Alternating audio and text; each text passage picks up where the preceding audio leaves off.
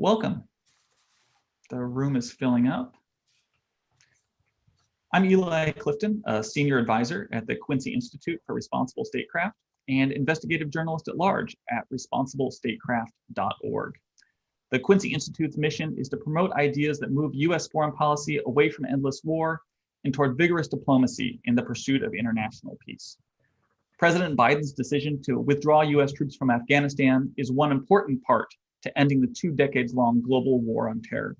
But closing the Guantanamo Bay detention facility, where 40 war on terror detainees are still held, is another overdue step for ending endless war and the legal, reputational, and humanitarian costs it has imposed. Film and literature are key drivers of social and political change. Mohamedou Ould Slahi's book, Guantanamo Diary, and its film adaptation, the Oscar-nominated film The Mauritanian, are forcing Americans to wrestle with the shameful legacy of Guantanamo. That legacy and potential for the Biden administration to finally close the Guantanamo Bay detention facility will be the topic of today's discussion, moderated by Aziz Rana.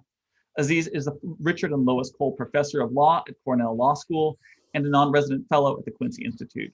Aziz is an expert on American constitutional law and political development with a particular focus on how shifting notions of race, citizenship, and empire have shaped legal and political identity since the founding. Aziz, over to you to introduce our panel's participants. Well, it's really my pleasure to be able to be here and to moderate this conversation. We have an incredible group of panelists. So first, I'd just like to introduce the panelists. So Mohamedou Ould Slahi is from Mauritania. He earned a scholarship to study electrical engineering at Gerhard Mercator University in Germany in 2001.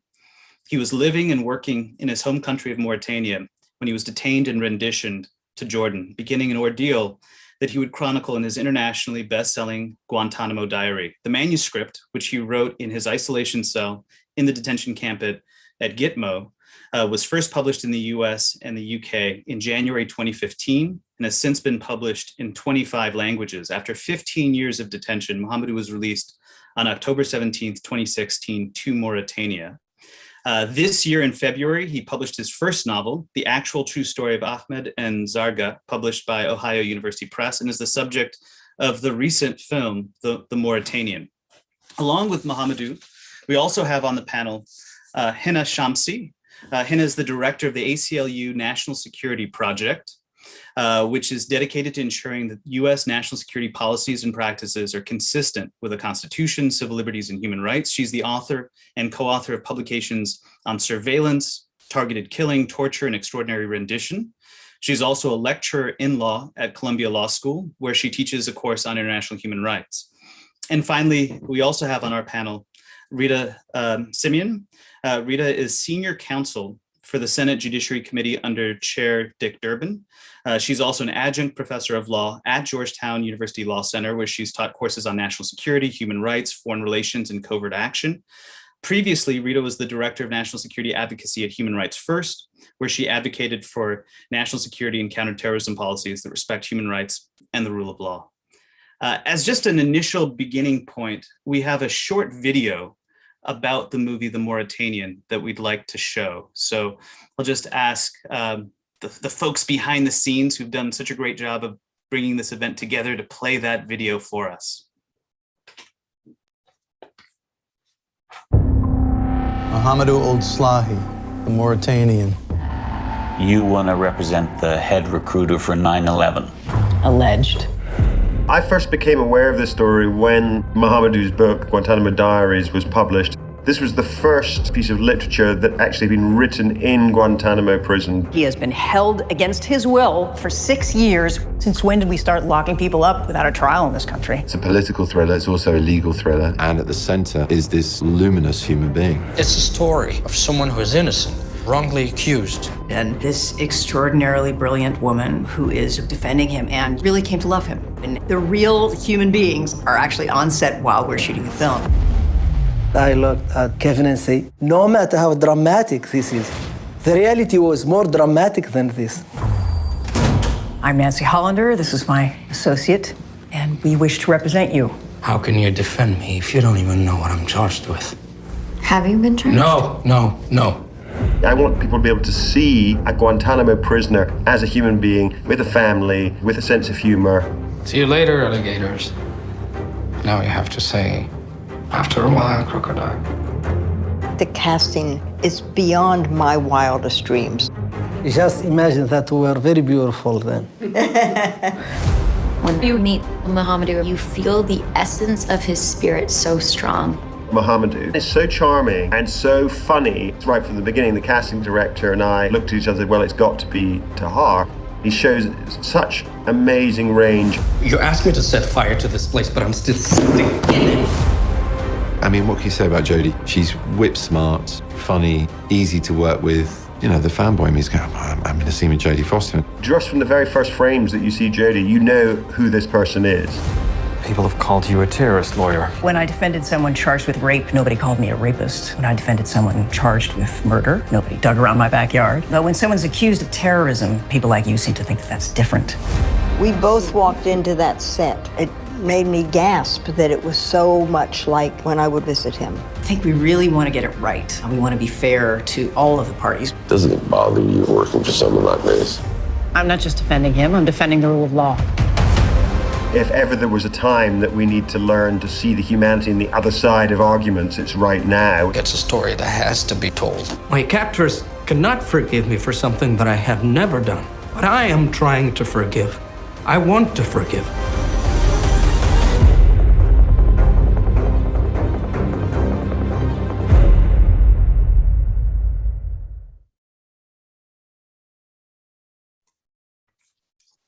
So we're here to discuss Guantanamo and the future of Guantanamo at a very specific moment. So Biden has recently announced the withdrawal from Afghanistan. Blinken even more recently announced that there would be an envoy to pursue Gitmo closure.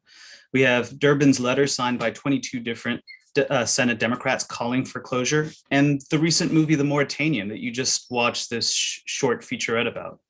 The movie itself, I think, is a remarkable cultural milestone. It's certainly the first time I've seen a popular American telling of Guantanamo and really the war on terror more generally, explicitly from the perspective of a person, Mohamedou, subject to the extreme violence of the US state. American popular culture, when it comes to the war on terror, has tended to move between what amount to defenses of US practices. And here we can think of 24, or in a more sophisticated manner, something like Zero Dark 30, kind of abstract debates about the rule of law and the meaning of violating the rule of law. All of these stories, whether supportive or more critical, are told basically from the perspective of Americans with some degree of power. And what the Mauritanian instead does is it explores what it means for a person from the global south to be caught up in a system that denies them any meaningful voice or really basic respect. And in this way, I think the movie is of a piece with a broader conversation that we've seen emerging in the US over the last year. And so, and this is a conversation about US security practices, about US policing practices, both at home and abroad. And it embodies, I think, the same idea of say their name that we've seen on the streets. And so it might not have been the case that the Mauritanian was made explicitly with the intent of linking up with these social movements, but it's absolutely of the same cultural moment. And it's one that calls for a change in the American approach to carcerality in general, and for an end as well to the impunity that officials enjoy when it comes to acts of violence. And as part of that, I think the movie ends up spotlighting two features of the Gitmo experience. First, the issues of torture and mistreatment, but also the refusal of the government to release individuals even after the government and the courts have established that the person was not a combatant, not a threat. Mohamedou, as we're told in the movie, remained detained by the Obama administration for 6 years after he was ordered released.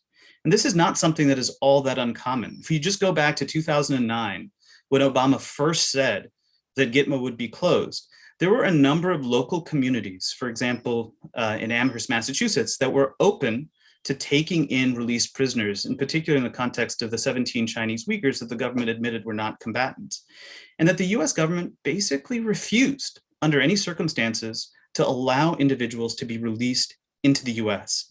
And that refusal and the prolonged detention, I think, are of a piece with a broader culture at that time, and really over the course of the last 20 years, that would not listen to the stories of individuals subject to US force. And so perhaps this is a moment in the context of the swirling events of the last year, where we have an opportunity not just for a change in the specific policy, but a change in what Americans culturally are finally willing to see and to hear. And so with that, I'd like to sort of open it up for questions. We'll have some opportunities a little bit later on to get some questions from the audience. But Mohamedou, thanks so much for being here with us. Thanks so much for telling your story in such a powerful and dramatic way over the last few years. Given your own experiences, what does it mean to you that 20 years later, Gitmo is still open? And also maybe as a second related question, for those in the US that have watched this film, what do you think the film might not capture about what the experience of being caught up in the American global detention system is like? Like what else is there that the audience should know about what it's like to find yourself as part of this network, you know, with Gitmo as one of the potential locations?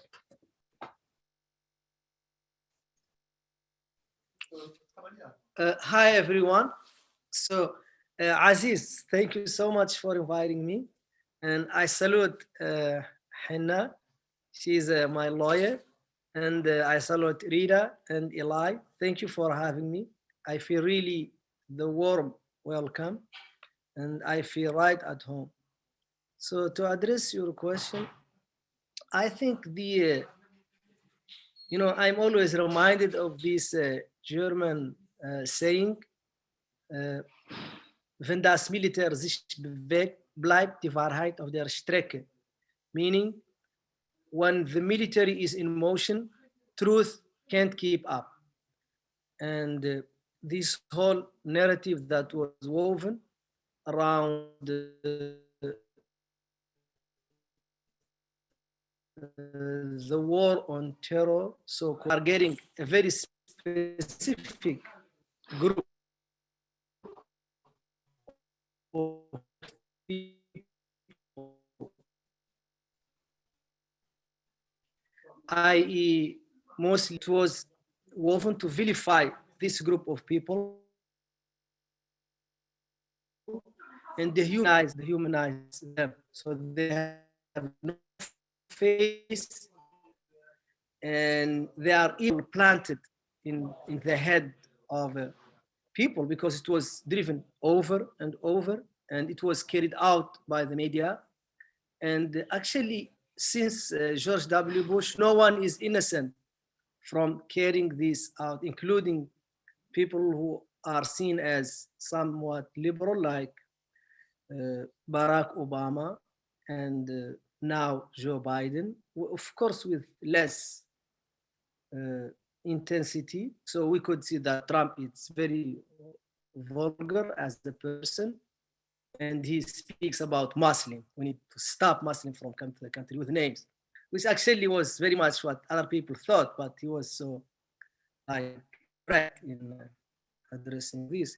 And that's the reason why Guantanamo Bay, because the populace, the people in the United States at large, they're accepting somehow that there is a group of people that don't deserve dignity, don't deserve to be treated with human rights, and that is a problem. Guantanamo is a problem. And the most liberal people would say, it's a problem because we treat them outside the rule of law, but we really don't know what to do with them. That's like a lot of the people who believe that we don't deserve to be treated with the rule of law. And there is this obsession, and I spoke to the CIA, I spoke to the FBI during interrogations, and they have this obsession with dictatorships, authoritarian regimes.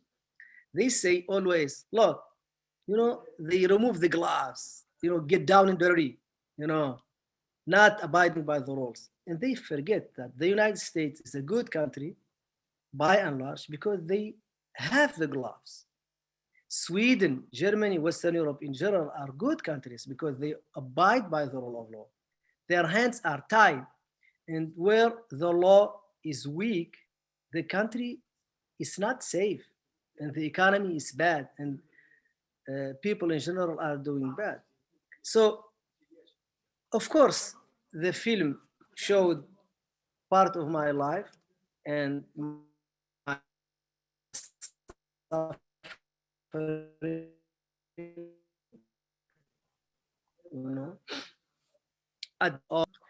but it didn't show that people died under torture. Gul died in the cold room that I described in my book. And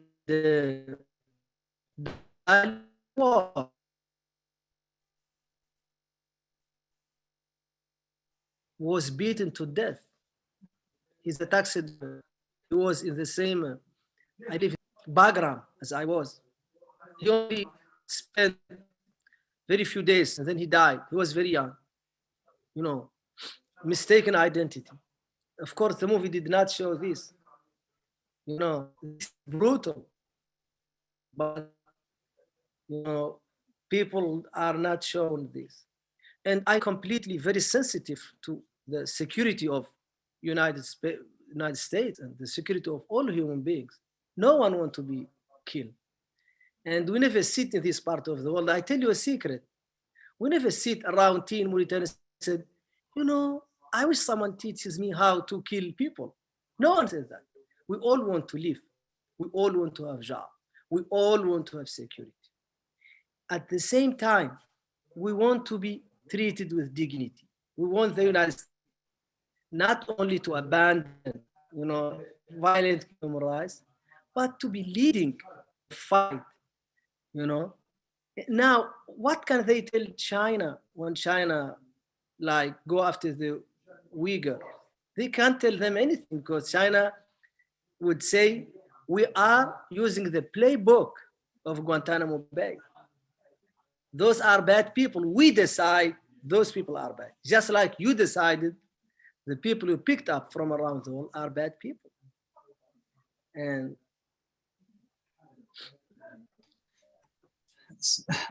for those that would like to submit questions, you can just go to the Q&A function under Zoom if you'd like to send in some questions. But let's continue with this sort of theme about what to make of Gitmo in the context of the war on terror. So maybe first for Rita and Hina, so who exactly is currently detained in Guantanamo? What's their status? Are folks subject to release? And how should we think about Gitmo in the context of the broader war on terror? I'm happy to start. Thanks so much for jumping in. Yeah, thank you, Aziz, for the introduction, and thank you to Mohamedou and the Quincy Institute for bringing attention to this really important issue. I'm going to start with some of that broader context before getting to who remains and who has passed through Guantanamo. Starting with some points that my boss, Senator Durbin, he mentioned, has been emphasizing for more than a decade, and that, as you mentioned in this recent letter in April, that he and 24 of his Senate colleagues raised in a letter to President Biden. So what they emphasized is that, every day that the prison remains open, it continues to weaken our alliances, it inspires our enemies, and as several of you have already mentioned, it calls into question our commitment to human rights. This is why, our most senior national security and military leaders from all across the political spectrum have time and again been calling for the closure of Guantanamo. The prison continues to this day to damage America's reputation, continues to fuel anti-Muslim bigotry in this country and elsewhere, which Mohamedou also spoke to. And it weakens the ability of the US to stand up for human rights and the rule of law around the world, which Mohamedou also gave some examples of. Worse yet, in addition to the $540 million in wasted taxpayer dollars every single year to maintain and operate the facility, the Officer prison has really come at the cost of justice for the 9/11 victims, but also for their families who are still waiting all of these years later for trials just to begin. So with that context, who's there? So over 2 decades, the prison has held roughly 780 people. According to statistics from the Director of National Intelligence, President Bush, who ultimately determined that the prison should be closed, transferred out around 532 people. The Obama administration transferred roughly another 200. 9 men, and this is not counting men who died in other prisons around the world that Mohamedou referred to. 9 men have died while imprisoned in Guantanamo. The Trump administration transferred 1 detainee pursuant to a plea deal, and that brings us to where we are today with 40 men remaining. Out of those 40 remaining men, 12 are currently entangled in one way or another in the military commissions system. 3 that have charges that have been approved, but they haven't yet been arraigned. 7 men with active charges that are in some form of pretrial proceedings. 5 of those are charged in relation to the 9/11 attacks. And 2 men that have been convicted, though, convicted is somewhat of a strong word given, that one of them didn't put up a defense at trial and one of them was convicted as part of a plea agreement. So these weren't really contested trials. And then 9 men have been approved by the executive branch for transfer, in some cases for over a decade. And yet, as happened to Mohamedou, they continue to languish there all these years after being approved for transfer. And then that leaves 19 men who continue to be held without charge or trial, but who have also not yet been approved for transfer. Hannah, would you like to add anything here? Yes, of course, and thank you, Aziz and the Quincy Institute and Eli, and also especially Mohamedou, my client and friend, and Rita, who has been so helpful on these issues for so many years. A couple of things that I want to add just as we think about who is there, and going to your second question, Aziz, about how do we think about Guantanamo. Rita, I think, helpfully laid out the categories of people there. And for those who want to dive deeper, the New York Times, and specifically Carol Rosenberg, who's the reporter who has been most doggedly following these issues pretty much since their inception, have a very helpful Guantanamo docket that provides details and links to government documents that can be a very useful starting point. And there's a lot of other work that's been done by advocates and the lawyers for the men about who the men specifically are. I think to help understand how we think about Guantanamo, Mohamedou in many ways laid out the foundations, as he often does, for how I have approached things. I've been very privileged not just to represent him, but learn from him as my client.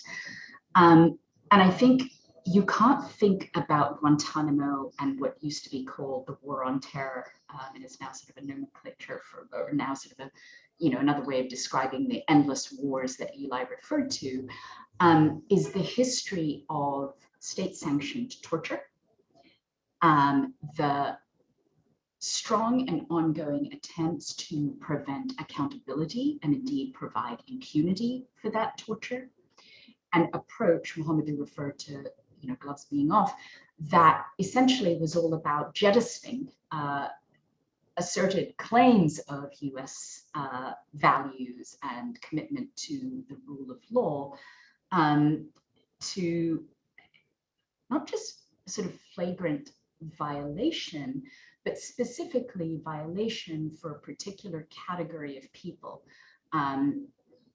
Muslim, brown, and Black men for the most part. And that's who we're talking about as the population of Guantanamo. And so that history is also tied together with something that, assuming you're someone who wants to look at it from a policymaker, executive branch government perspective, there was a commitment to get into that rights violating approach, even as the Bush administration early on claimed that that's not what was happening, without any real thinking about how to get out of that, how to put an end to rights violations and harms that were taking place. Indeed, early on, one of the people who was a part of the guinea pig is the word that used to be referred to it, was Abeda, for the torture policy. The objective, as CIA cables and information that's come out since then, was to keep him in indefinite detention incommunicado, so that what was happening to him could not be revealed. And so that was a lot of what went into it from the beginning, surrounded by secrecy and efforts to provide more light about what was going on, and still inadequate accountability. And that's where I think we really still are now. Rita pointed out the numbers went down. Majority of the people who were who left Guantanamo was during the Bush administration, some under the Obama administration. And we have 40 men left there now who are both subject and representative of rights violating policies in which our government set out to break the minds and bodies of our fellow human beings without providing accountability or an end to sight. I know we have specific thoughts on how to put an end to this, but I did want to provide that sort of perspective from my view. The final thing I will add is Mohamedou pointed out how, what the movie does. And that is also critically important. But one of the things that I think helped prevent the humanization that Mohamedou was talking about was this approach of island outside of law, right? Mohamedou's book, it took us 7 years to secure publication of that book, including with redactions. That was the first sort of concerted treatment of what happened to a man imprisoned there that had ever been published. It was in Mohamedou's unique and wonderful voice. And that went on to become a New York Times bestseller. So I think part of what was happening and continues to happen is that you don't actually get to hear from the people who are there or what's going on and fully evaluate the harms and consequences of these policies and approaches. So I'll stop there. Hannah, can I actually just ask you a quick factual question that comes from the audience? So one, how Mohamedou noted that people were killed in Gitmo, and that there have been folks that have died in the context of the war on terror through US custody and its own practices of torture. How representative was Mohamedou's experience of the general sort of population of folks that have found themselves detained? And then also the legal status question, which is, what's the legal status of enemy combatants, either under the Geneva Conventions or under international law? Just kind of quickly to get some of that stuff on the table too. Okay, so you've asked me 3 very good questions, I think, coming out. One is, with respect to deaths at Guantanamo, there were a number of asserted suicides that people have sought to have investigated that were never fully adequately investigated or explained, I think. Among the other things that Mohamedou talked about, and Mohamedou, please jump in and correct me if I'm wrong, were people who died in CIA prisons overseas. So Gul, I think Mohamedou was a reference to Gul Rahman, is that right? And he and other, thank you Mohamedou, he and other, a few other CIA prisoners died in CIA custody. Again, virtually no meaningful accountability. We happened to represent Gul Rahman's family in a lawsuit against the CIA torture psychologists who designed and implemented the program, and that lawsuit went forward to a settlement that our clients wanted. But that's the only lawsuit so far that has been able to provide some measure of investigation and accountability. In terms of legal status. Well, that, there's been sort of various claims of legal status over time in terms of the names and the labels that have been used. But I think what it boils down to is that in war, in recognized war, the states that are fighting can hold people until the end of what is known as hostilities, or until the end of that war.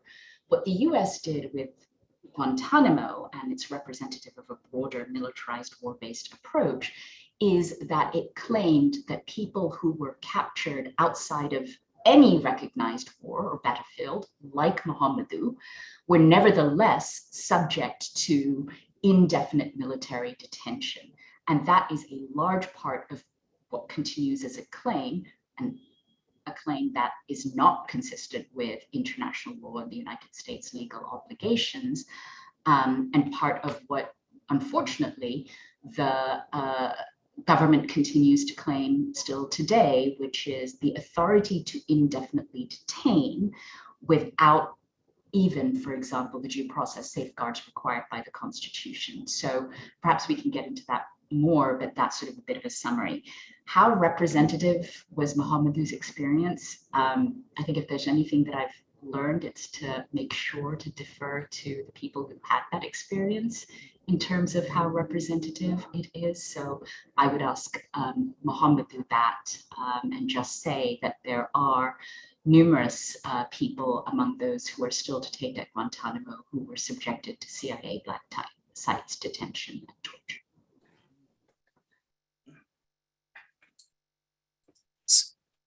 Mohamedou, do you want to jump in here? I was going to ask a kind of follow-up question. Go ahead. Go ahead, ask the question. So I guess the follow-up is that maybe we can just get on the table the issue of how does one go about closing Gitmo, and where do the different potential avenues converge? So there's potentially there's a legislative process that's tied to this. There's a legal process through the courts, and there's a process through culture of having stories like Mohamedou's broadly understood within just the collective experience. So maybe we can talk a little bit about this.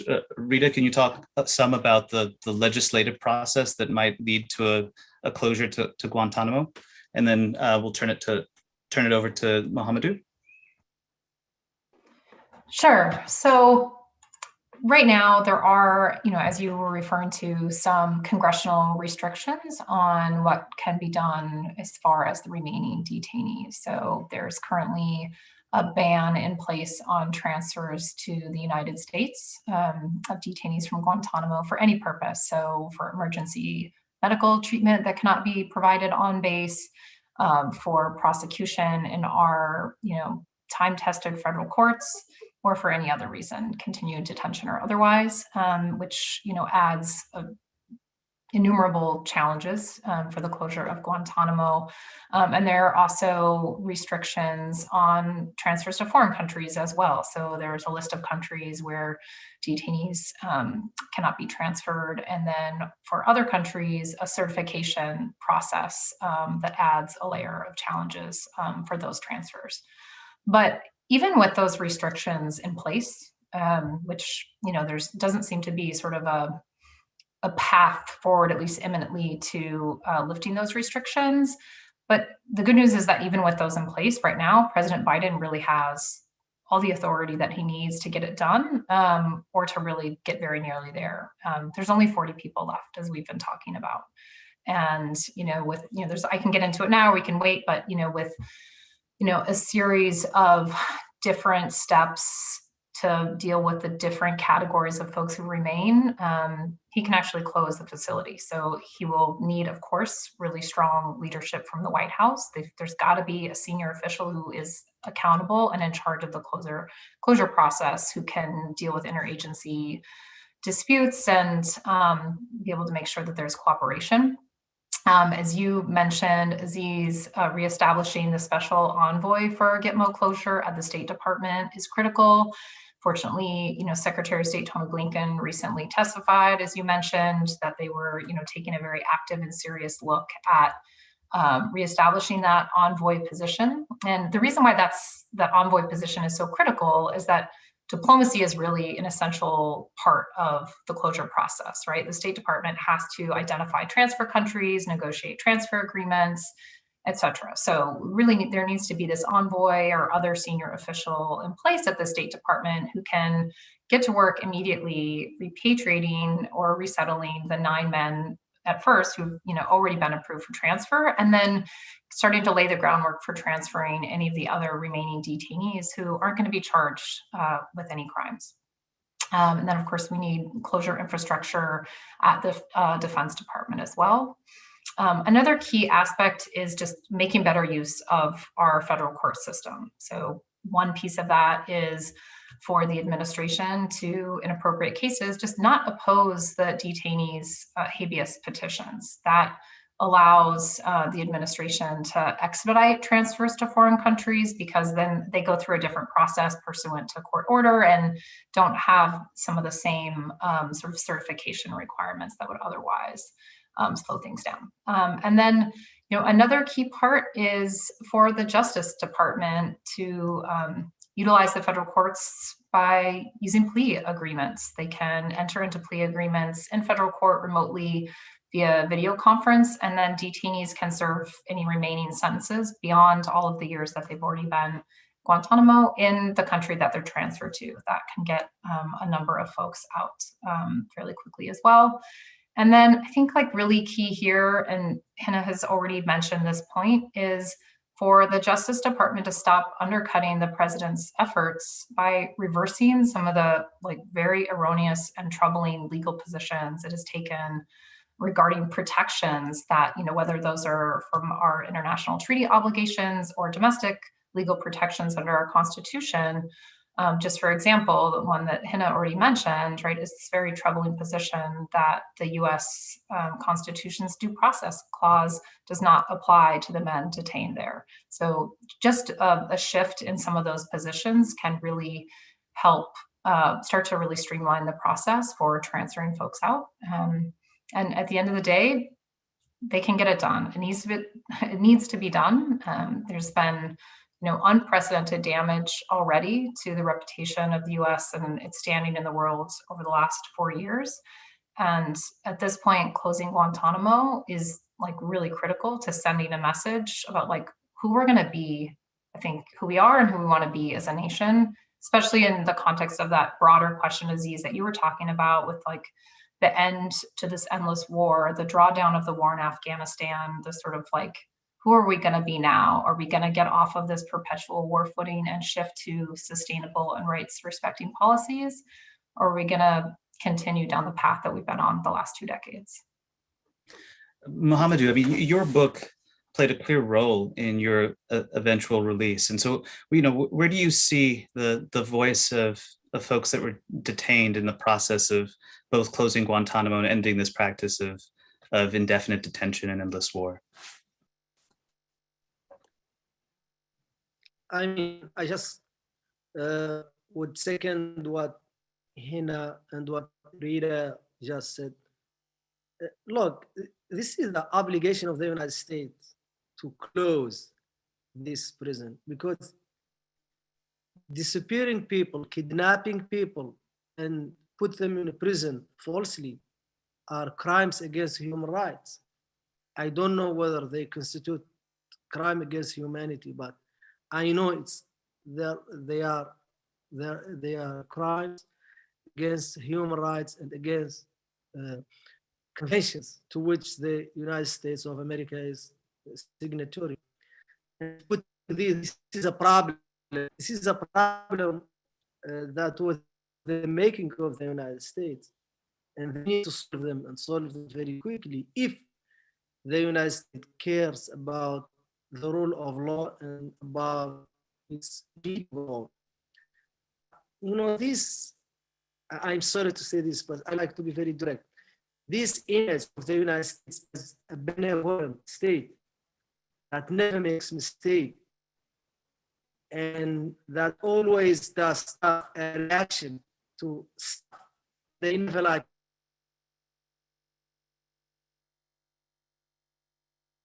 Mohamedou, your connection is going out a little bit. It might be easier if maybe you turned off the video and then tried seeing if that improves things.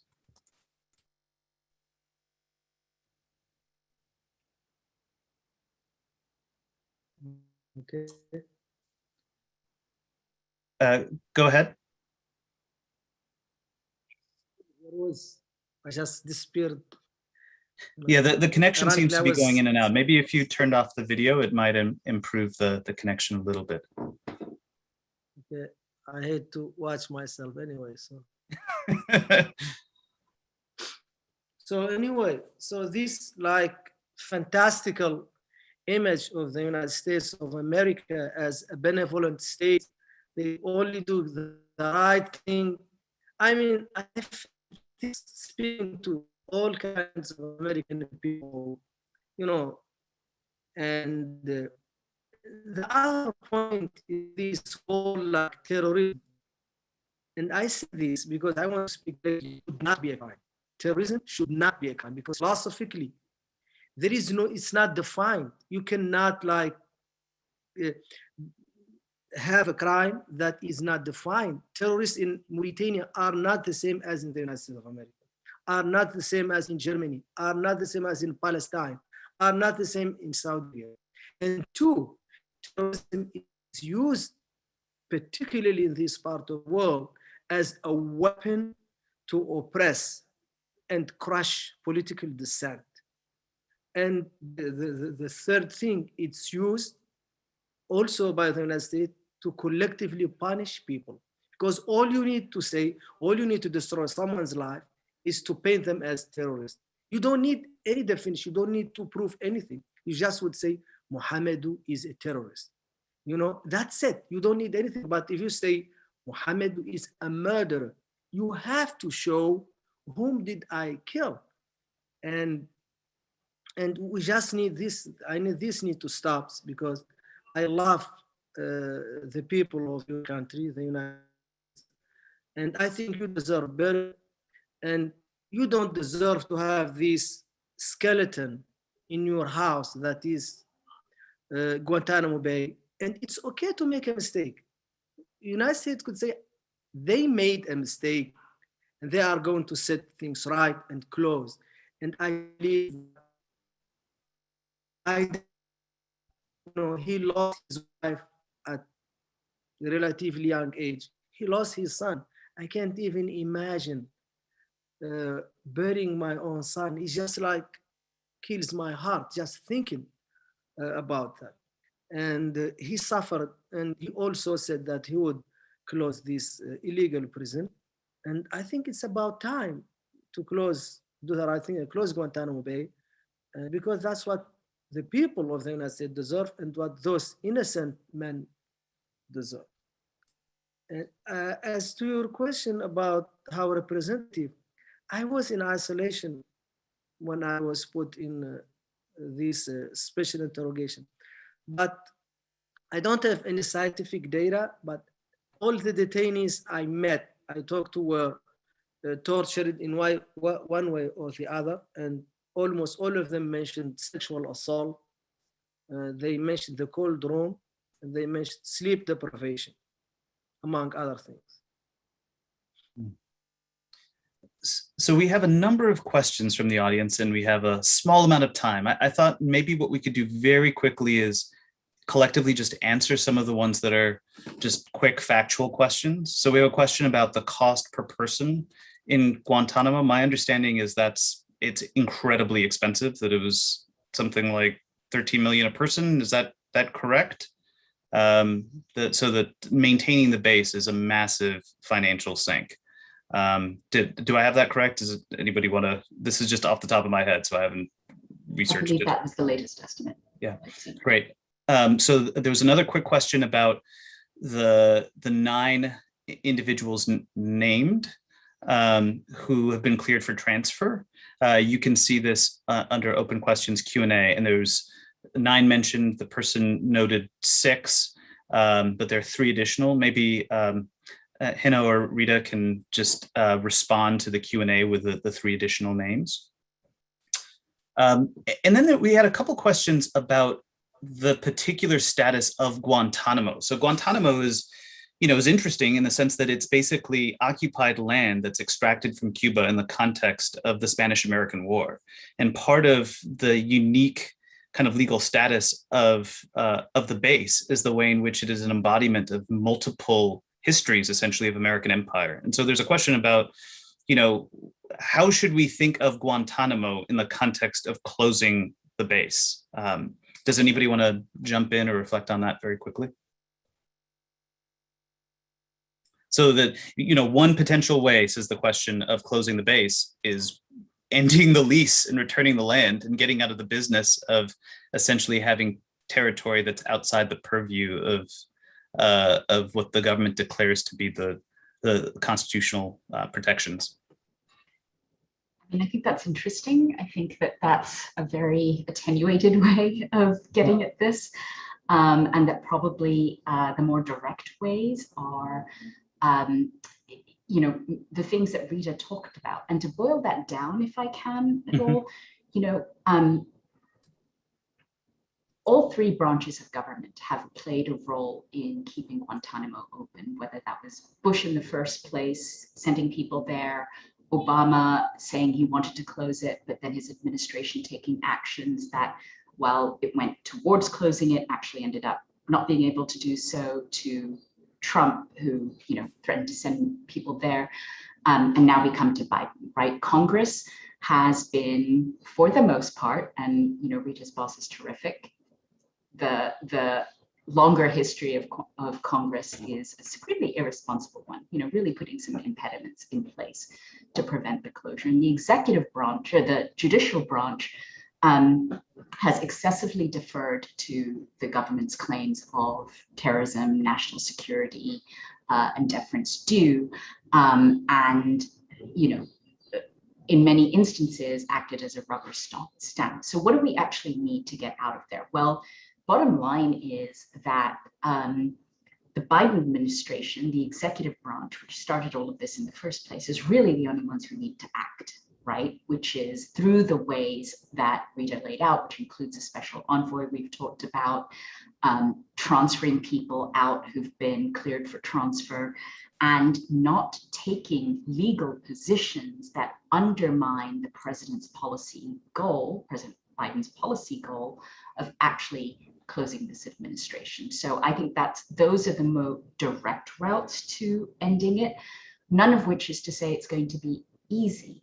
And part of what we're left with now, as we look ahead to the 20th anniversary of 9/11, is a problem that is the government's own making, right? How do you account for and provide fairness after decades of circumventing, if not violating, the rule of law, and account for the fact that these are tortured people? And so many of the ways that Rita laid out are the ways to address a complex situation with a path forward.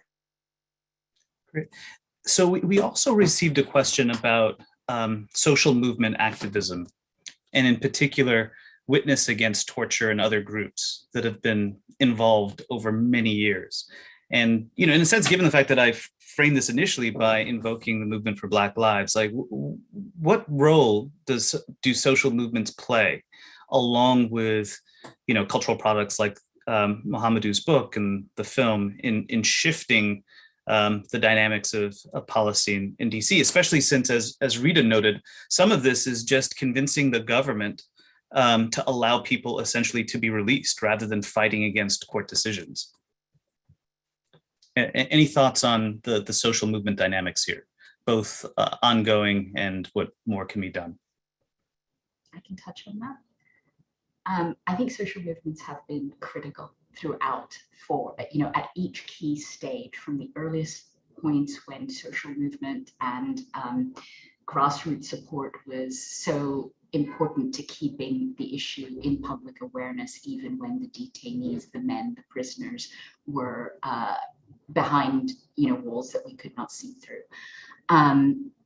Through activism at various different points, I think the calls to close Guantanamo, keep our recognition of the human beings imprisoned there have been key. And I think that should only grow.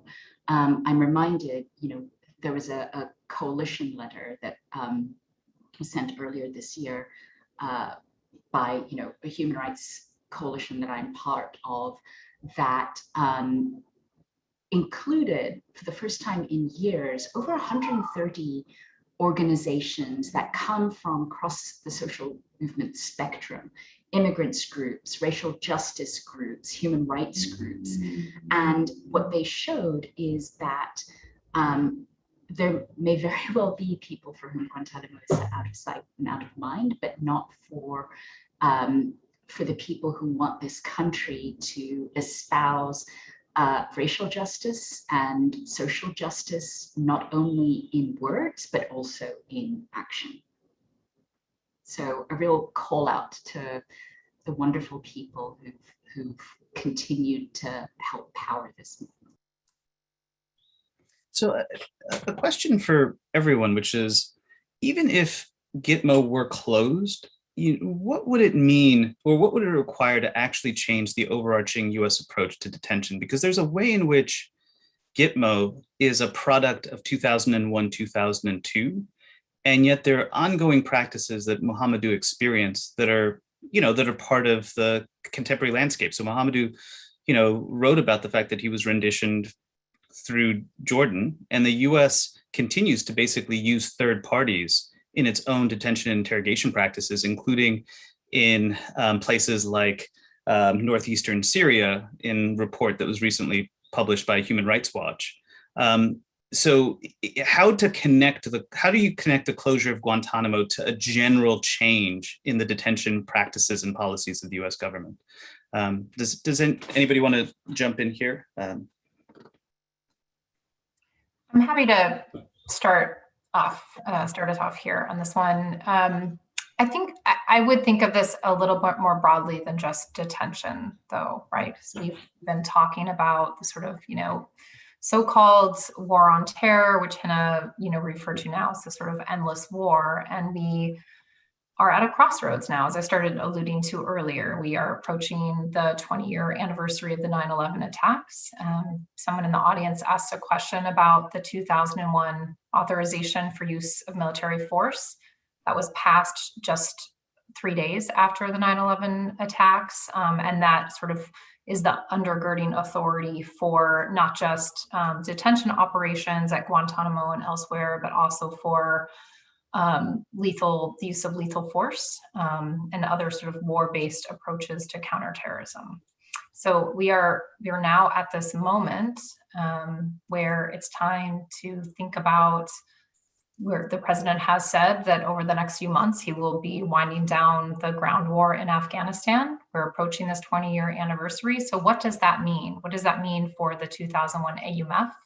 Which I think if you were to take a poll of the members of Congress who voted for that authorization nearly 20 years ago, if they thought that it would still be in force and that it would be used several presidents later in more than half a dozen countries against more than half a dozen organizations, I think they would have been shocked. And perhaps that would have played out very differently with that sort of level of foresight. So I think that's sort of the question that is before the nation, before Congress, before the president right now is, like, we're at a crossroads. Which way are we going to go? There is no expiration date on that AUMF.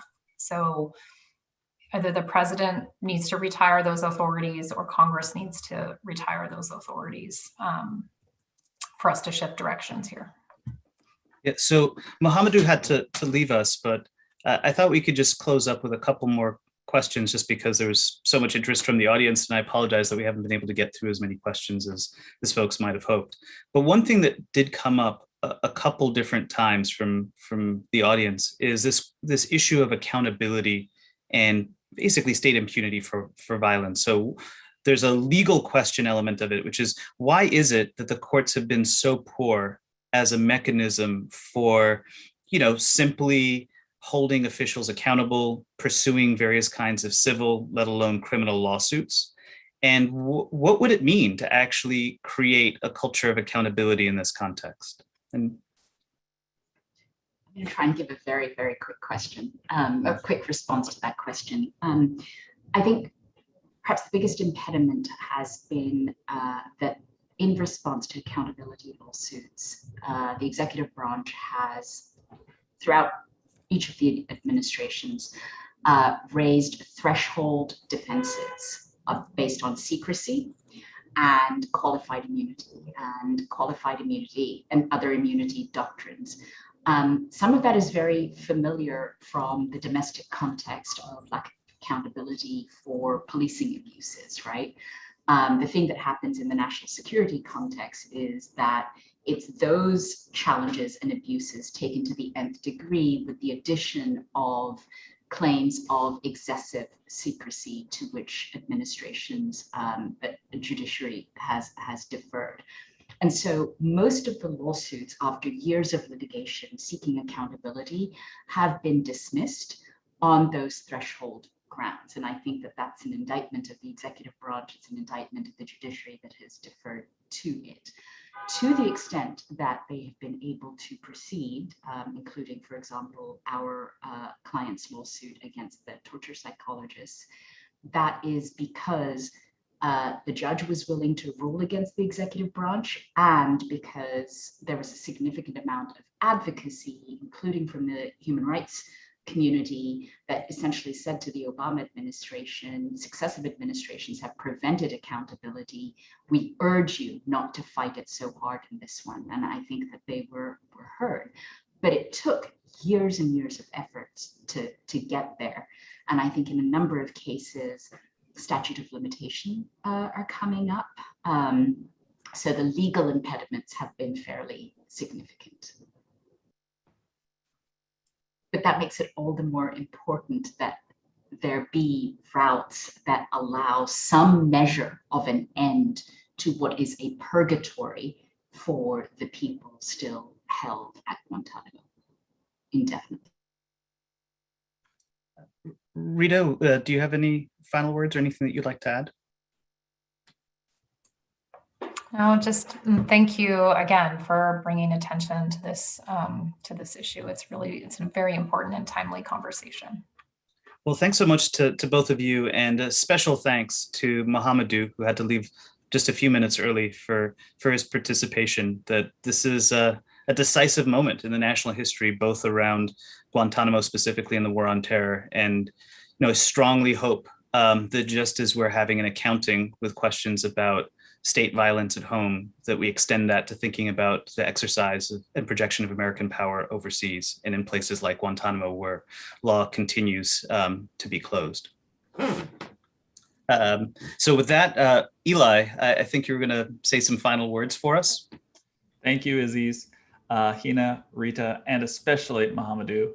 That was a great conversation. I can't recommend the Mauritanian highly enough. I see in the questions people are asking where it can be streamed. It can be streamed on Amazon Prime Video, on Vudu, on Apple TV, among other places.